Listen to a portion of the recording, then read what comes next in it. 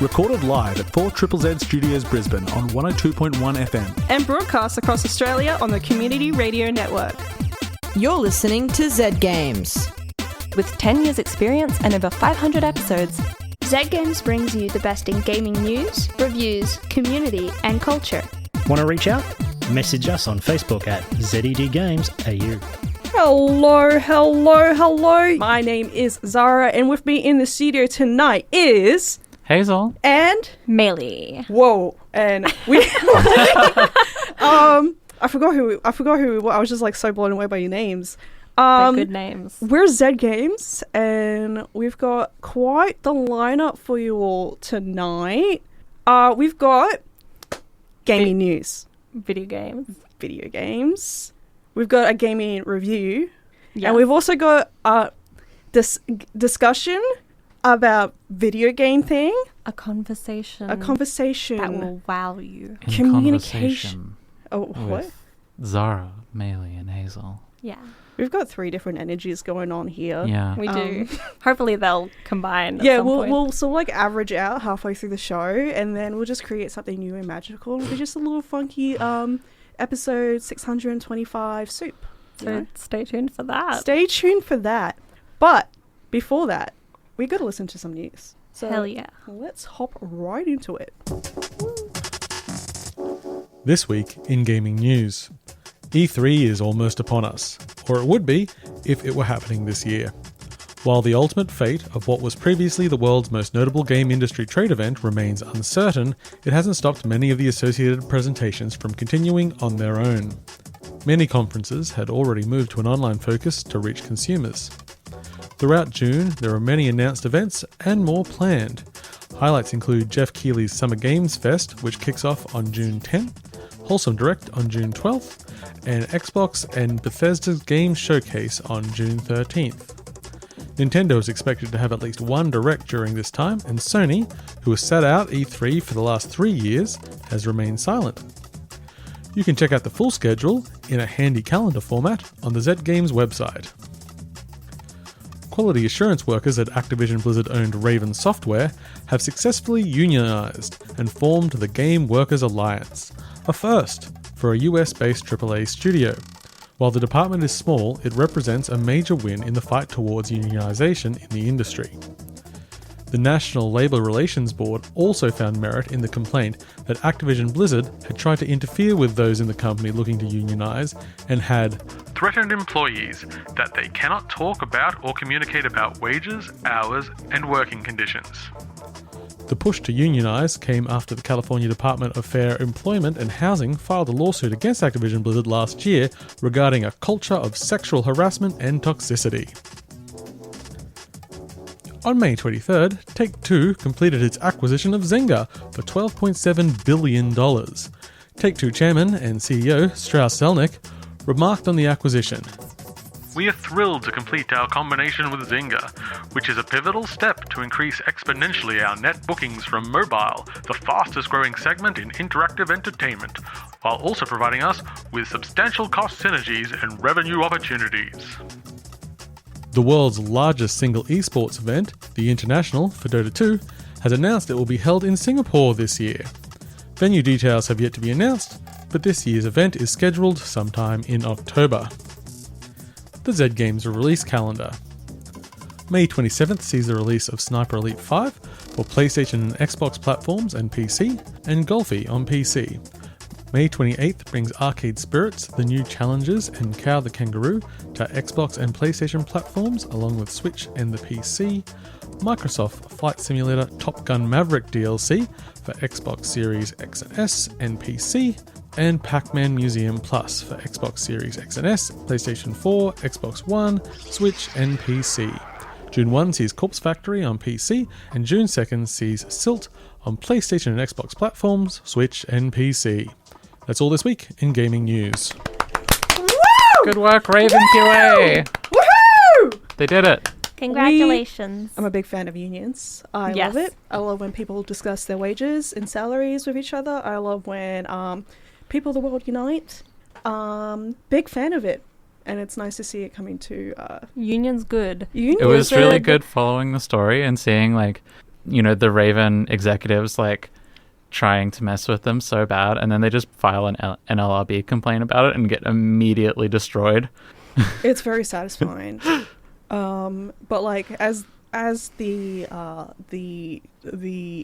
chimp said in that movie with the monkeys, apes strong together. Planet of the Apes? That's the one. I don't watch movies. I'm too busy playing video games. In that situation, QA is strong together. Unions, the apes, and Blizzard is people? Look, I really didn't think this. Anyway, through. not E3. Not E3. First of all, I love that like we don't need E3 anymore. We didn't need it. Them. We didn't need it. No.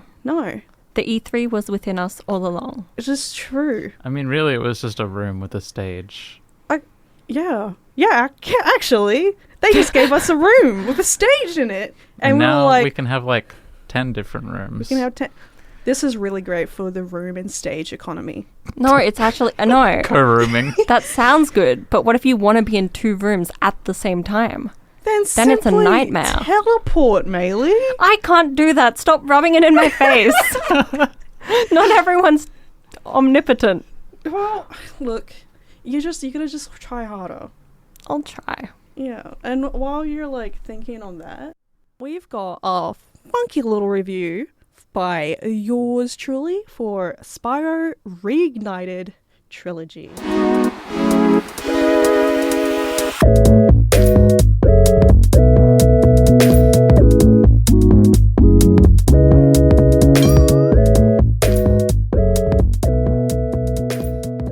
Ganasty Gnorc has developed a spell that turns gemstones into warriors, and he's just been gravely insulted. Simple? No threat? Ugly? He's hit his breaking point, turning all adult dragons into crystal statues.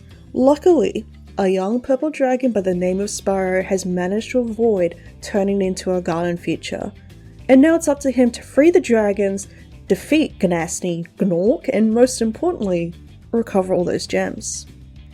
This isn't a new story. In fact, the first 3 adventures our favourite little purple dragon went through 20 plus years ago has been remastered and spruced up, while keeping to the original stories, maintaining that original gameplay, and even keeping the same lines and voice actor, Tom Kenny, who voiced Spyro all those years ago. I'll be taking a bit more of a comparison approach for this review and talk about the changes they did make. I have been hurt by some remasters before. Remember Ratchet & Clank? But when I booted up Spyro Reignited on my birthday during my birthday party, I was delighted, relieved, and felt like I was reliving that magic I first experienced when I was a wee little tyke all those years ago, when I would beg my neighbours to let me play on their PlayStation.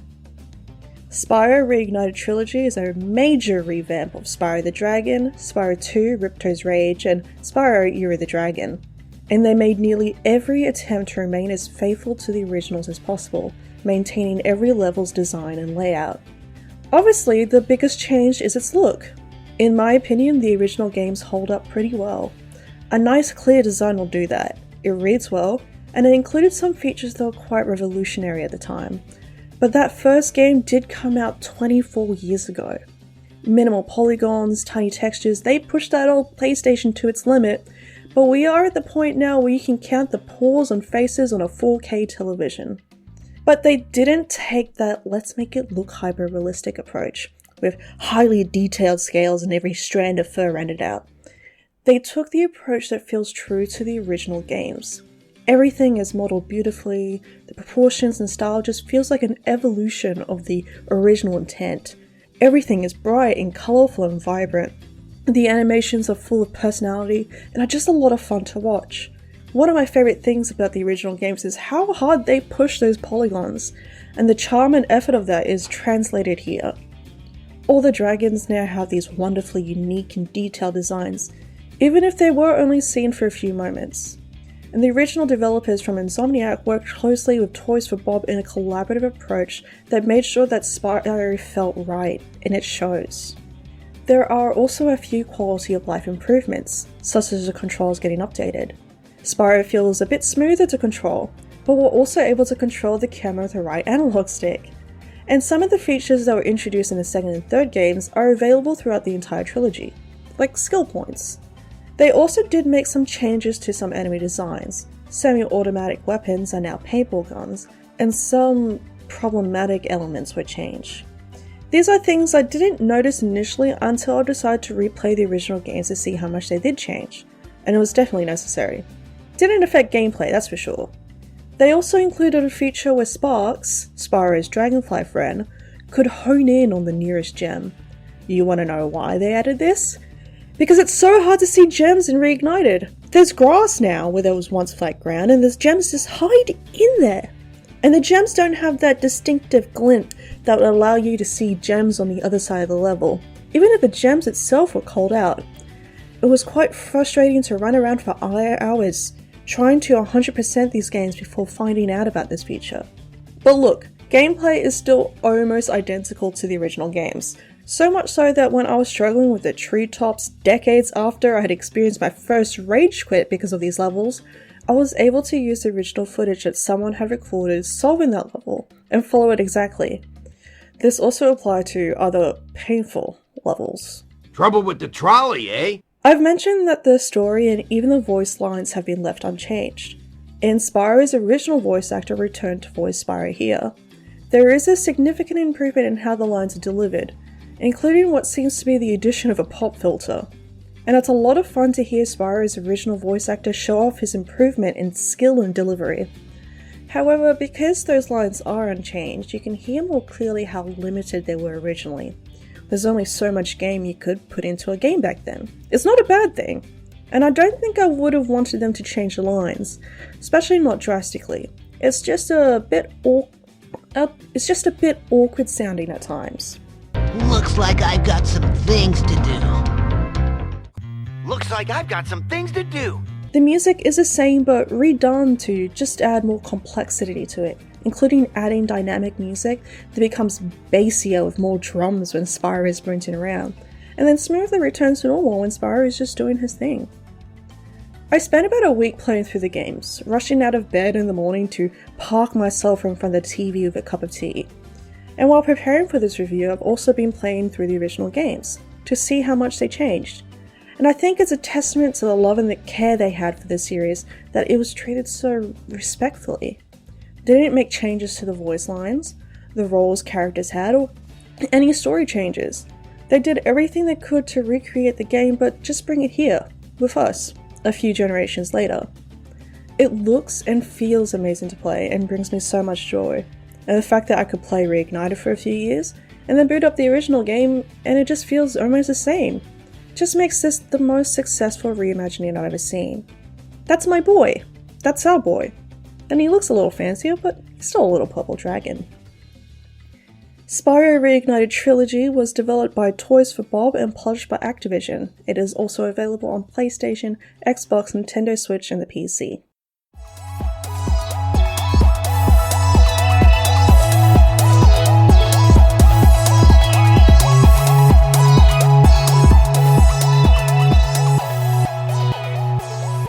Thank you, past me. I really appreciated that review. My name is Zahra. With me in the studio tonight is Hazel and Maylee. Hi.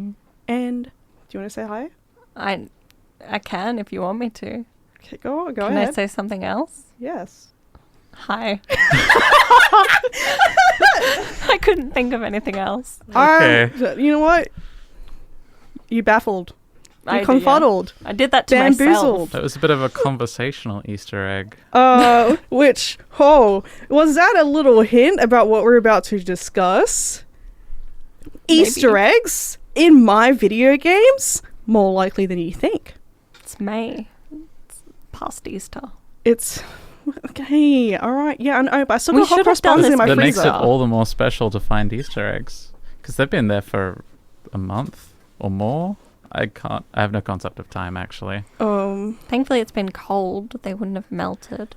Alright, you two, I'm hungry. I don't want to talk about Easter eggs. I want to talk about Easter eggs. So someone tell me an Easter egg from a video game.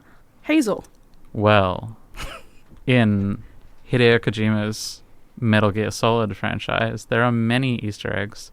A lot of them involve playing around with like the hardware of the PlayStation. Mm-hmm. And in Metal Gear Solid 3, there's a boss. His name is The End.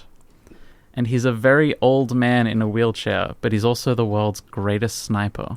And his name is The End. His name is The End. All of the bosses are called the something. In Metal Gear Solid 3, it's a very conceptual game. The End, he's a very old man in a wheelchair. He's also the world's greatest sniper. So your boss fight with him mostly consists of like trying to creep from like cover to cover through this open area, dodging his sniper shots as you go until eventually you can get past him. Yeah. But if you don't do that, if you instead stop, pause the game, turn your console off, and wait about 3 weeks and turn it back on, he dies of old age. Oh my god. And you can just walk through the level. Like, that's pro strats. Okay, first of all, how do people even find this? Second of all, that is the funniest thing I've ever heard. Imagine coming up with that idea in the studio and everyone's like, oh, you know what? Yeah, we'll put that in. I know exactly how people find that. How? They get to the level and go, this sucks, I hate this, and then they turn their console off and don't play the game for a few weeks because they're tired of it. And then they come back and the guy's dead. Well, that makes sense. Most Easter eggs I'm still confused, but that does explain this one. I feel like if like a boss I was annoyed with disappeared, I'll just be like, was he actually there? Was the boss Then I'd feel really annoyed because I wouldn't know it's an Easter egg, and I'm like, oh, it was that easy? I should have just kept playing. I'd feel stupid. That's a real funny one. Maylee. That's me. Yes. I don't have anything as integral to the gameplay. I just have something neat that's like neat. It's a Easter egg between two games that I love. Yeah. So one is Life is Strange. It's actually the second Life is Strange. And I have to portray this in a way that wouldn't spoil either game. There's a point where you're playing on a ham radio. And another game that I really love is Oxenfree, which utilizes ham radios a lot. Like a lot of radios in that game. And you can actually, if you search on the right frequencies in Life is Strange that they use in Oxenfree, you can hear the calls of the characters in Oxenfree coming through in the Life is Strange universe. Oh, that's lovely. You can like listen in to them. Oh, that's so sweet. See, that's just cute. I tried to find out the story behind it. The studio behind Oxenfree doesn't know, and as far as I could tell, Life is Strange people just an homage. have never mentioned why they did it, but it's cute and I love it. Someone was just a fan. Was like, you know what? Yeah. I actually have an Easter egg that's kind of similar. Oh. Also kind of a little bit sweet. It's so in the earlier Ratchet and Clank games and in the Jak and Daxter games way back when, Insomniac and Naughty Dog kind of like, you know, they're getting their footing in the games industry and everything, and you know, they're still learning how to do stuff.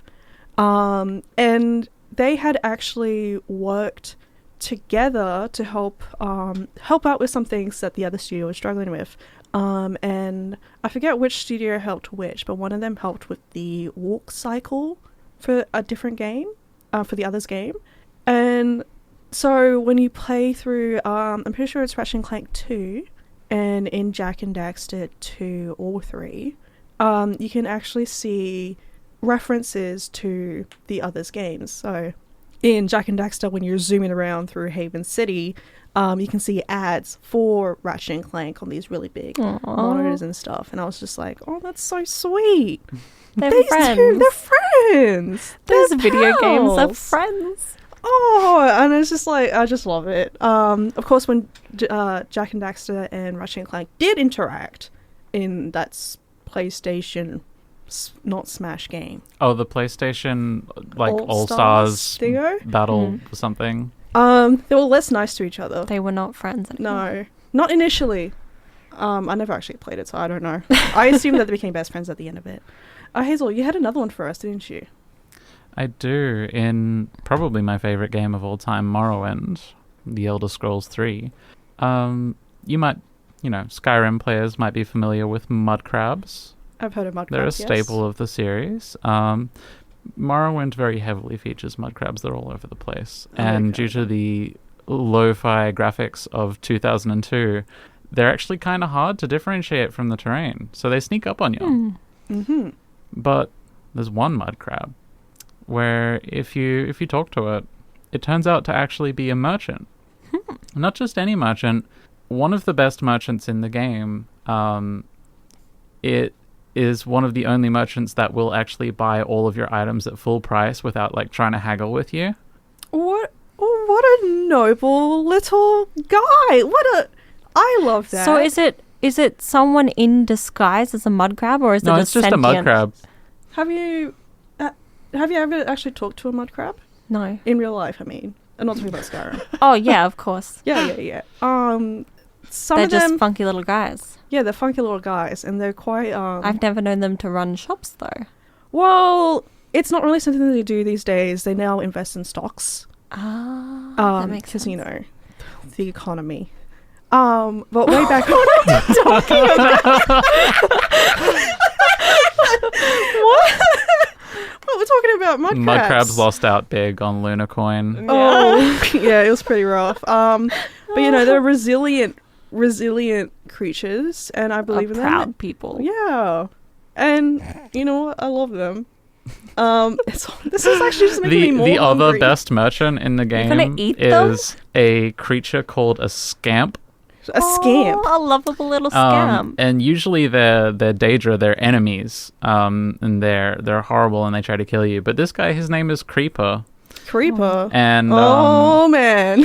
he just hangs out in a house, and he's one of the best merchants in the game because he'll buy all your stuff at really good prices. And he just hangs out and he has voice lines where he's like, I'm creeping. Oh, I love him. I don't like that. My neck feels exposed. I'll show you what he looks and I'm straight up it's wearing horrible. a turtleneck. I don't know how my neck feels exposed when wearing a turtleneck. Watch out, he's creeping. Oh, no. I did. Okay, so I know Hazel, you know this about me. You probably don't. I quite like very specific YouTube channels. I'm one of those people that love those full-on 2-3 hour YouTube videos that people do about this very niche subject. And I did come across this YouTube channel a couple of years ago that does a series called Boundary Break. And I wanted to bring it up while we're talking about Easter eggs because Boundary Break is basically they take the camera and put the camera in places you're not really meant to be. And he's covered games like Animal Crossing New Horizons, various Five Nights at Freddy's games. And it's not quite Easter eggs, but you do find a lot of really cool tricks that they would do to make the game work. It's like watching behind the scenes footage for a movie. Yeah, exactly. Yeah, You get it. sometimes looking out of bounds in games at certain times, you can see if there's something that's supposed to appear in a cutscene, it'll just be stored slightly off screen. Yeah. And then it'll just get teleported in at the last moment. Or you kill a boss and they can't they don't have a good way to get rid of the body of the boss on the screen, so it just gets put somewhere else until the level unloads. I think one of my favorite little things is when characters are sort of part of their body is exposed. Behind a corner or behind a counter or whatever. And, they're all animated from, the waist up. The legs aren't doing anything. The legs are just I am T-posing, my friend. And it's even funnier when the character is peering around a corner because, one half of their body will be T-posing and the other half will be, actually doing things. And it's a little goofy, especially in a horror game. Yeah. I will check that out. That sounds delightful. Definitely. It's not quite Easter eggs, but you do find some does find some like pretty neat little things that might interest you if you are into Easter eggs and little secrets that game devs hide in their little creations. We also have to say goodbye. Oh, Yeah, it happens every time. Like you're playing with my heart. You're hot and cold. we don't have time to like play with hearts. We gotta say bye. Get out. Goodbye. All right, love you. Bye. Thanks for listening to Zed Games. If you'd like to listen to more, check out our podcast on Spotify. Or follow us on social media at Zed Games AU. See you next time.